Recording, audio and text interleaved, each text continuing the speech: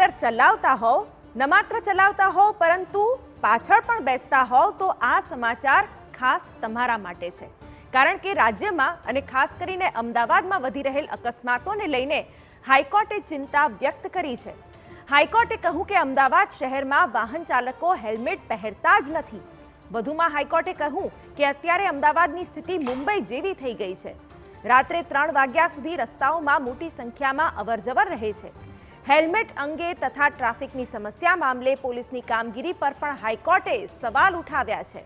હાઈકોર્ટે ટકોર કરતા કહ્યું છે કે હેલ્મેટ વિનાના લોકોને દંડવામાં આવે છે, પરંતુ તેમ છતાં કોઈ હેલ્મેટ પહેરતું જ નથી, તેનો શું અર્થ? હાઈકોર્ટે સમસ્યા અંગે આગામી 15 દિવસમાં 2 વ્હીલર વાહન ચલાવનાર અને પાછળ બેસનારને બંનેને હેલ્મેટ ફરજિયાત કરવા હુકમ કર્યો છે। સાથે જ ટ્રાફિક અને રોંગ સાઈડ આવતા વાહનોને કંટ્રોલ કરવાનો આદેશ પણ આપ્યો છે। તો હેલ્મેટના જે કેસો છે એને પણ આપણે ખાસ કરીને જે સરખેજ ગાંધીનગર હાઈવે છે, સરદાર પટેલ રિંગ રોડ ઉપર છે, જે લોકો વગર હેલ્મેટના ચાલે છે એના ઉપર આપણે ફાઇન કર્યા છે। કેમ કે ફાઇન કર્યા છે એવું માની શકાય કે ભવિષ્યમાં હેલ્મેટ ખરીદીને પછી હેલ્મેટ પહેરીને ચલાવશે।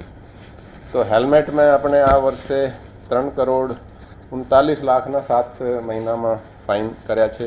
સીટ બેલ્ટના ફાઇન પણ 2,26,00,000ના છે। સિગ્નલ વાયોલેશનના 55 લાખ છે।